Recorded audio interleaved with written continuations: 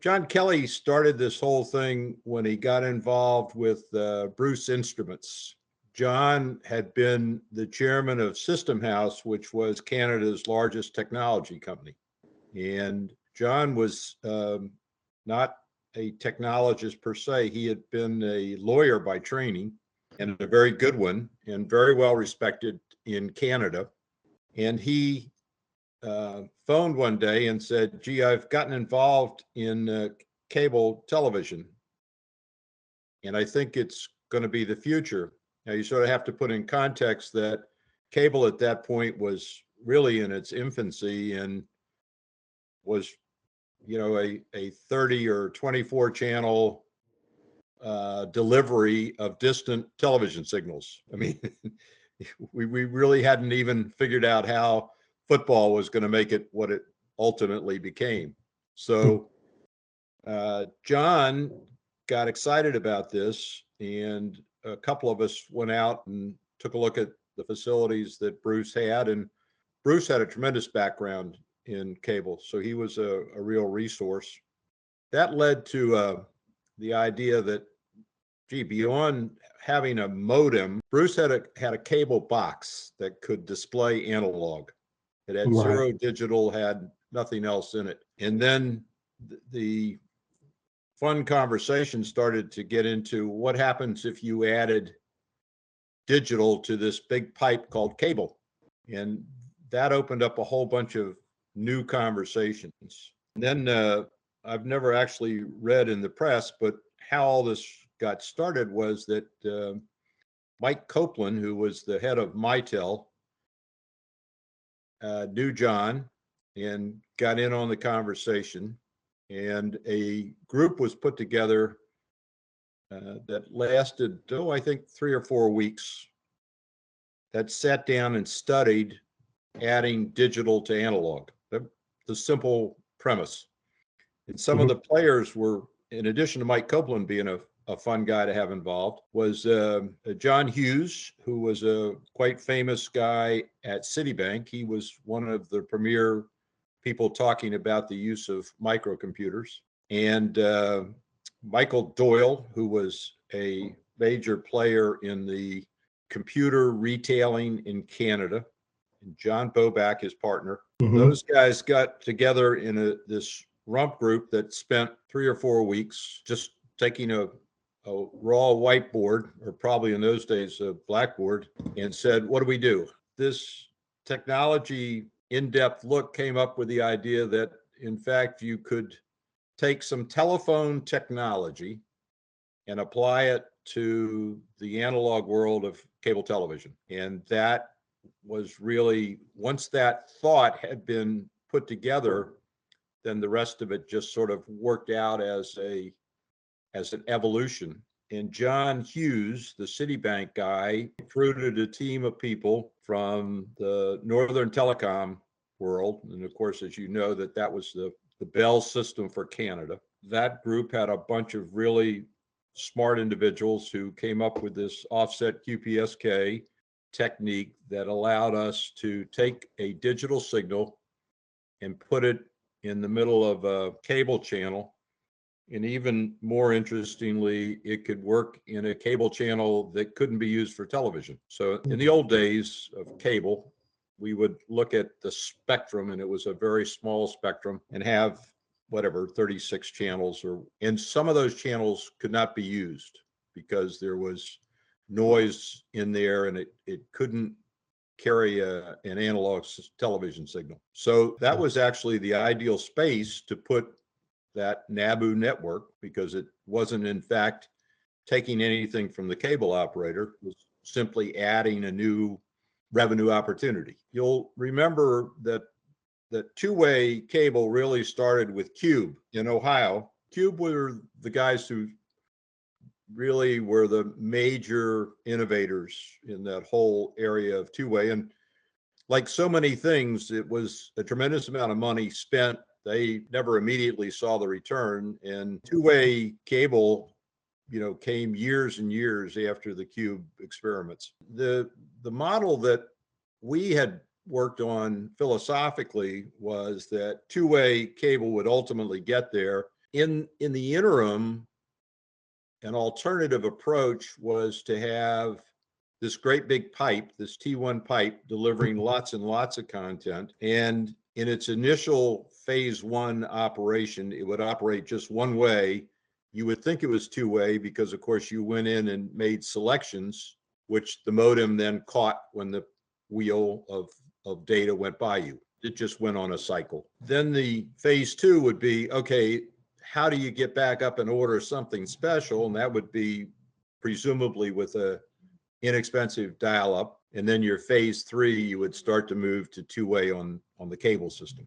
So the way it played out as we modeled it was a 2 or 3 year startup, 2 years of operating and learning how the subscriber reacted, and then move on to a universe of how do we add more and more interactivity to it. That was philosophically what came of this think tank, if you would. That group put together a position paper, and that ultimately led to a public offering that was done in the Canadian marketplace, not in the U.S. Actually, it was more done in Toronto than Ottawa, but the one prototyping place was that we used Ottawa Cablevision to do prototyping. Yeah, and they were early partners and great friends of NABU from the beginning. And one of their people, Roy O'Brien, actually served on the NABU board of directors. So that's how this all got started. The rest of the manifestations that you've looked at and seen, such as the NABU computer and things like that, they really happened out of necessity because you built a T1 pipe. That was spectacular, but you couldn't connect it to anything. You looked around and Apple had some prototypes coming out. You had Commodores, you had some of these other machines. But if you plugged a T1 pipe into anything, you just blew it up. I mean, it wasn't going to operate. So there wasn't a design to be on the receiving end of this big flow. And that's when John Hughes and all of his people decided that, at least for this initial foray, you needed to have your own computer that could connect to your NABU adapter and pull down whatever you interactively wanted. And then as time went by, you would simply modify the modem or adapter to the Apple and the other machines that were coming onto the marketplace. Well, I started at NABU as the executive vice president to John Kelly. After a period of time, I was stationed in the Washington, D.C. area to act as a first player to start moving things down from Canada to the U.S. because it was very clear that you could be successful in Canada and not have any impact on the broader United States cable industry. So I was stationed down there to look for strategic partners and to figure out how we might do a U.S. rollout. That led to the prototyping in Alexandria. Then what would be the model beyond that? It was certainly early in the game.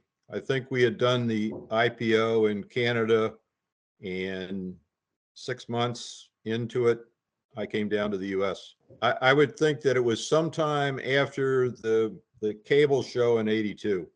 That was in Las Vegas.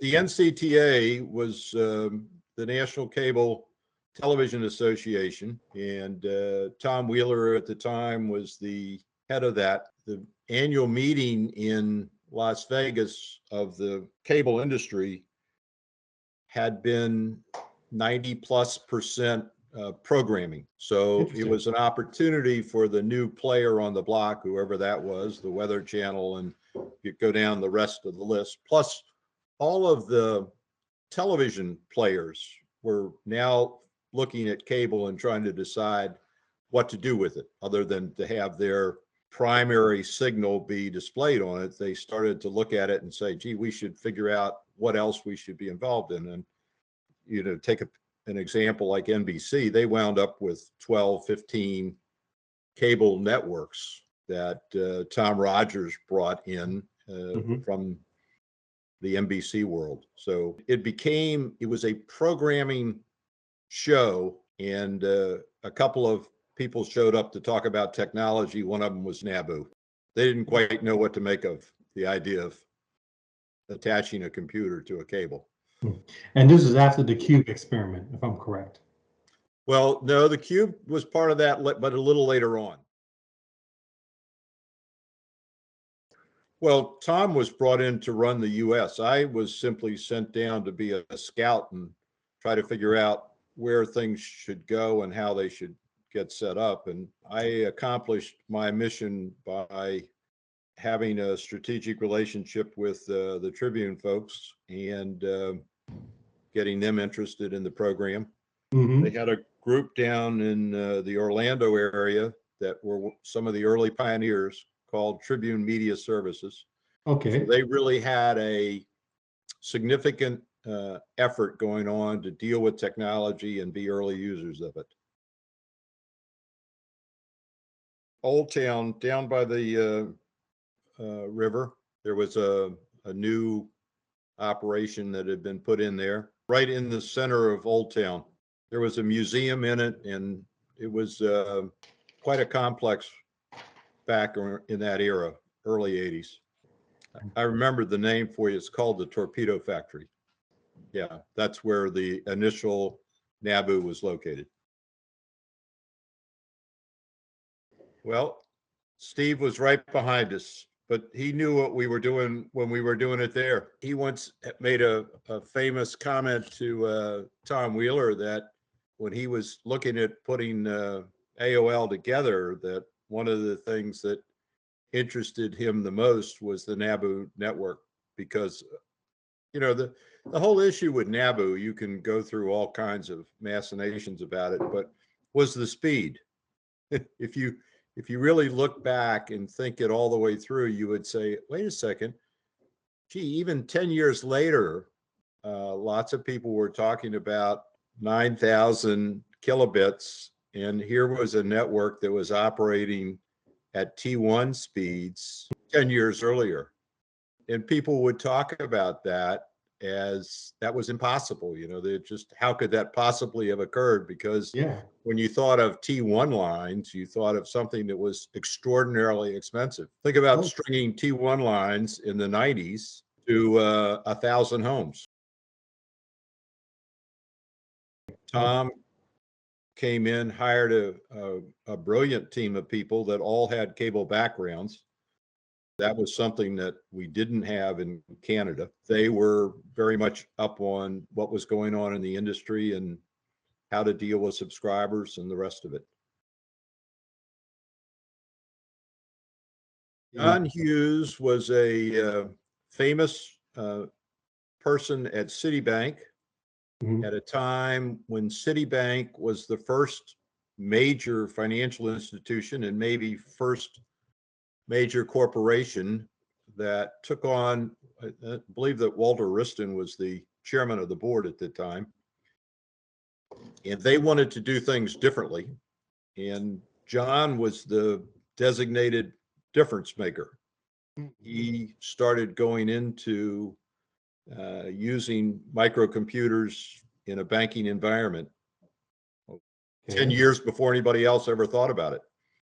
And so John Kelly recruited John Hughes to come to NABU and head up the engineering effort.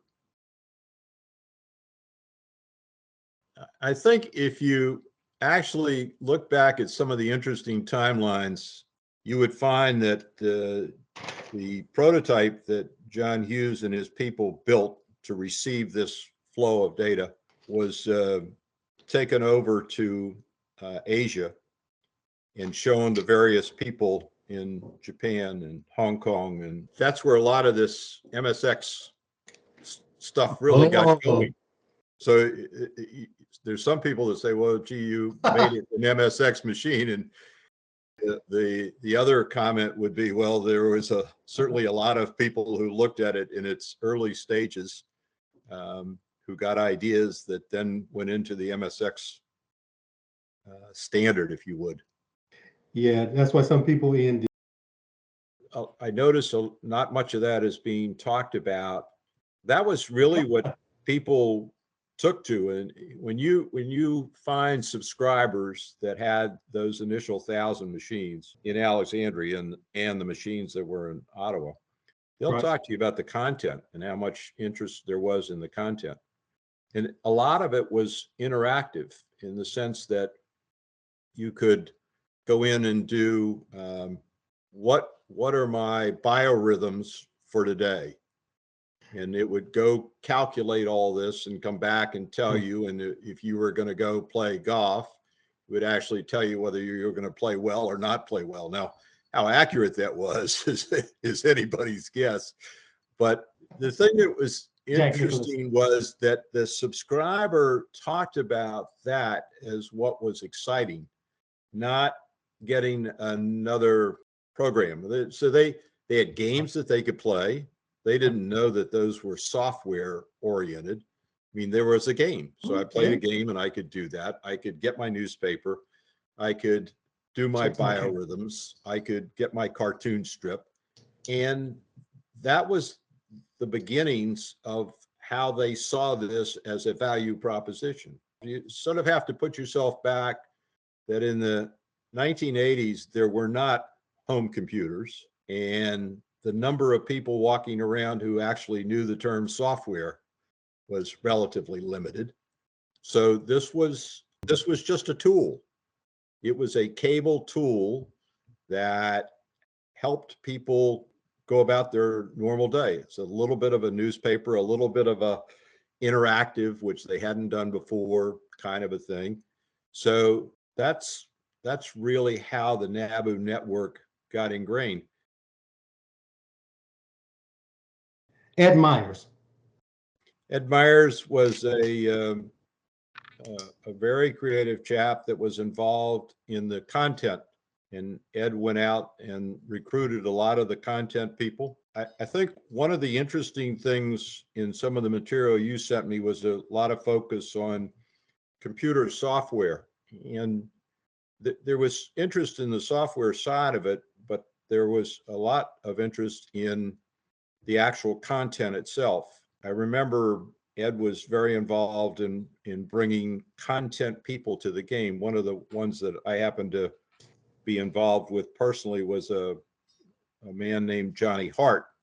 He had a couple of cartoon strips. One was called BC and one was called Wizard of Id.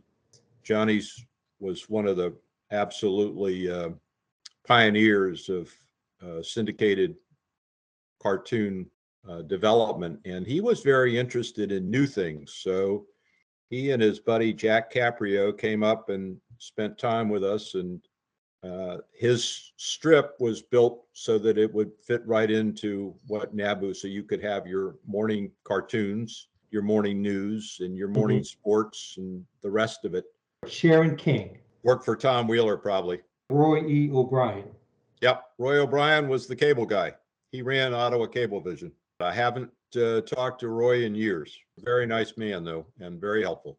Terrence Godstall. I think he might have been one of the administrative or legal fellows. I remember the name. I don't have a lot of memory of interaction.